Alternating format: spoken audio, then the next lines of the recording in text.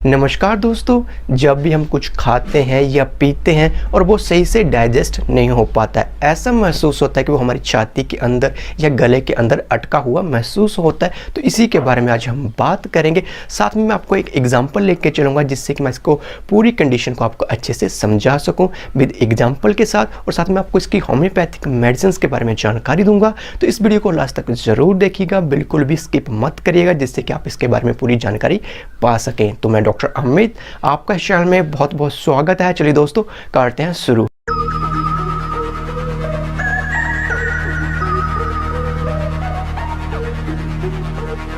दोस्तों, एक्लीशिया, जिसे कि हम कार्डियोस्पाम के नाम से भी जानते हैं। दोस्तों, ये समस्या हमारे डाइजेस्टिव सिस्टम के ईसोफेगस यानी कि जो हमारा पाचन, उसके अंदर जो खाना ले जाने वाली नली रहती है मुंह से लेकर पेट तक, उसके अंदर पाई जाती है ये समस्या। दोस्तों, इस समस्या में होता क्या है, जब भी हम कुछ भी खाते हैं या पीते हैं तो वो हमारे फूड पाइप के जरिए जाता है, परंतु वो पेट तक नहीं पहुँच पाता, बल्कि फूड पाइप के अंदर ही रुक जाता है। तो मैं को एक एग्जाम्पल लेके चलता हूँ जिससे कि आप इस पूरी कंडीशन को अच्छे से समझ सके और मैं अच्छे से आपको समझा सकूं। तो दोस्तों, ये एक पाइप है। अब मान लीजिए पाइप नहीं है, ये हमारी है फूड पाइप यानी कि खाना ले जाने वाली नली, ईसोफेगस। तो यहाँ मुंह से हमारा जब खाना जाता है तो ईसोफेगस के जरिए सीधा स्टमक में जाता है, यानी कि पेट के अंदर जाता है। जब भी हम नॉर्मली खाना खाते हैं तो खाना यहाँ से जाता है और ये रहता है ऊपर, ये ऊपर बल्लभ कह लेते हैं आसान लैंग्वेज में, जिससे आप अच्छे से समझ सकें। जो अपर और लो, दो इसके एंडिंग रहते हैं, एक ओपनिंग होती है, एक एंडिंग, दो चीज़ें। तो इसे ऊपर वाले को हम कहते हैं upper oesophageal sphincter, lower oesophageal sphincter. तो मैं एग्जांपल के तौर पर बल्लभ बोल लेता हूँ यहाँ पे, तो ऊपर वाला बल्लभ या नीचे वाला बल्लभ। जब खाना खाएं, कुछ भी पिएंगे तो ये बल्लभ खुलता है, रिलैक्स होता है और यहाँ से जाता जाता फिर नीचे पहुँचता, फिर ये भी थोड़ा रिलैक्स होता है नीचे वाला बल्लभ भी, जिससे खाना जो भी हम खाते पीते हैं वो हमारे स्टमक यानी कि पेट में चला जाता है। परंतु एक्लीशिया में होता है क्या है कि जब हम खाना पीना खाते तो ऊपर वाला जो हिस्सा रहता है, एक्लीशिया जो रहता है कंडीशन में, तो वो रिलैक्स होता है, ऊपर वाला बल्लभ खुलता है, खाना जाता है बिल्कुल। नीचे जब पहुँचता तो नीचे वाला जो पार्ट रहता है लोअर इसोफेगल स्फिंक्टर, वो सही से काम नहीं करते, यानी कि वो रिलैक्स नहीं होता, ये बल्लभ ओपन नहीं होता, जिसके कारण खाना नीचे स्टमक में नहीं जाता है, खाना यहीं पे अटक जाता है इस फूड पाइप के अंदर।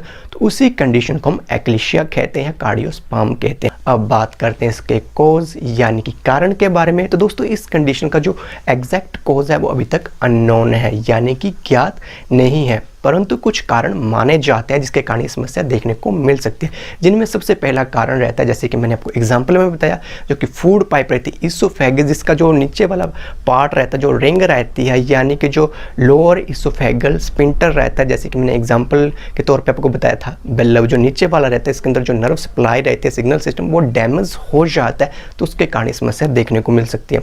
दूसरा कारण देखने को मिलता है, इस पाइप के अंदर कहीं इन्फेक्शन हो जाता है, तो उसके कारण भी ये समस्या देखने को मिल सकती है। तीसरा कारण देखने को मिलता है, जो हमारा इम्यून सिस्टम है वो बाय मिस्टेक यहाँ पे अटैक कर देता है, तो उसके कारण भी समस्या देखने को मिल सकती है। या फिर कोई पर्सन बहुत ज़्यादा मेडिसिन खाता है, काफ़ी लंबे समय से मेडिसिन खाते आ रहे हैं, स्टेरॉइड, केमिकल, तो उसके कारण भी समस्या देखने को मिल सकती है। या फिर किसी पर्सन की समस्या तो आगे फैमिली टू फैमिली यानी कि जेनेटिक भी देखने को मिल सकते हैं। तो ये कुछ कारण माने जाते हैं, परंतु इसका जो एग्जैक्ट कोज है अभी तक अननोन है, ज्ञात नहीं है। अब बात करते हैं इसके सिम्टम्स यानी कि लक्षण के बारे में, कि क्या क्या लक्षण हमें इस कंडीशन में देखने को मिलते हैं। दोस्तों, पहला लक्षण रहता है, जब भी हम कुछ खाते हैं या पीते हैं तो वो सही से डाइजेस्ट नहीं हो पाते, यानी कि वो अटक जाता है, यहाँ पे सही से निगल नहीं पाते, छाती के अंदर ही, यानी कि जो फूड पाइप रहती है उसके अंदर अटक जाता है, वहाँ पे हमें कुछ महसूस होता है कि इसके अंदर कुछ है। उसके बाद लक्षण देखने को मिलता है जलन, दर्द, हैवीनेस, चेस्ट पेन, और जो दर्द रहती है चारों तरफ रेडिएट करते, तो ये हमें लक्षण देखने को मिलते हैं। या फिर जब भी हम खाना खाते तो जैसे खाना खाते हैं अंदर जाने की बजाय वो बैक फ्लो यानी कि पीछे की तरफ आना शुरू हो जाता है। या उसके बाद लक्षण देखने को मिलता है वेट लॉस, यानी कि दिन प्रतिदिन हमारा वजन कम होता रहता है। तो ऐसे कुछ कॉमन से लक्षण हमें इस कंडीशन में देखने को मिलते हैं। दोस्तों, अब बात करते हैं होम्योपैथिक मेडिसिन के बारे में, कि कौन कौन सी होम्योपैथिक मेडिसिन इस कंडीशन में यूज़ की जाती है। दोस्तों, पहली होम्योपैथिक मेडिसिन है एस्फोटिडा। तो सभी मेडिसिन का पिक्चर मैं आपको यहाँ पे लगा दूंगा, जहाँ से आप अच्छे से देख सकते हैं। दोस्तों, एस्फोटिडा बहुत ही इफेक्टिव मेडिसिन है। जब भी किसी पर्सन की समस्या क्रिएट हो जाती है और उनको लगता है कि उनकी इस ट्रैक फूड पाइप के अंदर कुछ फंसा हुआ है, जब भी कुछ खा रहे हैं तो उनको ऐसी सेंसेशन, ऐसा महसूस होता है कि जो भी पेट के अंदर जा रहा है वो बैक फ्लो आ रहा है, यानी कि ऊपर की तरफ आ रहा है, सेंसेशन ऐसी फील हो रही है, कुछ अंदर अटका हुआ, तो ऐसे लक्षणों में बहुत ही अच्छे रिजल्ट देती है एस्फोटिडा, जो कि आपने यूज़ करनी है 30 पोटेंसी में 3-4 बूंदे सुबह दोपहर शाम को यूज़ करेंगे तो बहुत ही अच्छे रिजल्ट देखने को मिलते हैं। दोस्तों दूसरी होम्योपैथिक मेडिसिन है एफ20। तो इस मेडिसिन का पिक्चर मैं आपको यहाँ पे लगा दूंगा, जहाँ से आप अच्छे से देख सकते हैं। दोस्तों जब भी किसी समस्या ये क्रिएट हो जाती है किसी पर्सन के अंदर, और जैसे वो खाना खाते और खाना खाने कुछ समय या कुछ मिनट के बाद ही उनको दर्द शुरू हो जाता है, यानी कि उनको यहाँ पे पेन महसूस होती है फूड पाइप के अंदर। ऐसा महसूस होता है कि अंदर कुछ गोल गोल फंसा हुआ है, जैसे कि पत्थर, अंडा जैसी गोल चीज़, कोई हैवी चीज़ अटकी हुई है फूड पाइप के अंदर, और जैसे खाना खा रहे हैं तो उसके बाद उनको दर्द शुरू हो जाता है। तो ऐसे लक्षणों में एफ20 बहुत अच्छे रिजल्ट देते हैं। तो इसको आपने यूज़ करना है 30 पोटेंसी में 3-4 बूंदे आपने सुबह दोपहर शाम को दिन में 3 बार यूज़ करेंगे तो बहुत ही अच्छे रिजल्ट देखने को मिलते हैं।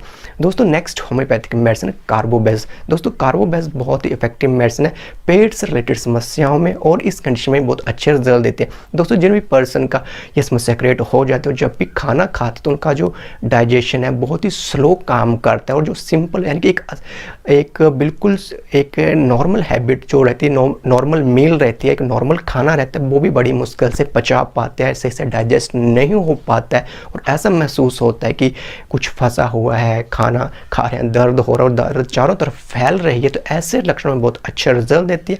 और जब भी उनको कुछ भी खा रहे हैं तो वापस फ्लो आ रहा है, ऊपर की तरफ जा रहा है, गैस बन रही है, और गैस कभी कभी सर में भी चढ़ जाती है, जिसके कारण उनको सर दर्द की शिकायत भी देखने को मिलती है। तो ऐसे लक्षणों में जिनका डाइजेशन बहुत स्लो काम करता है तो बहुत अच्छा रिजल्ट देती है कार्बोबेस। तो इस कंडीशन में आपने यूज़ करनी है 30 पोटेंसी में 3-4 बूंदे सुबह दोपहर शाम को दिन में 3 बार यूज़ करेंगे तो बहुत ही अच्छे रिजल्ट देखने को मिलते हैं। तो दोस्तों ये कुछ मेडिसिन जो कि बहुत ज़्यादा यूज़ की जाती है इस कंडीशन में, और बहुत ही अच्छे रिजल्ट देखने को मिलते हैं। आशा करता हूँ कि आपकी वीडियो अच्छा लगा हो। अगर अच्छा लगा हो तो प्लीज़ वीडियो को लाइक करें, शेयर करें, साथ में आपको दिखाई देगी रेड कलर की सब्सक्राइब की बटन, तो उसको कर दें प्रेस।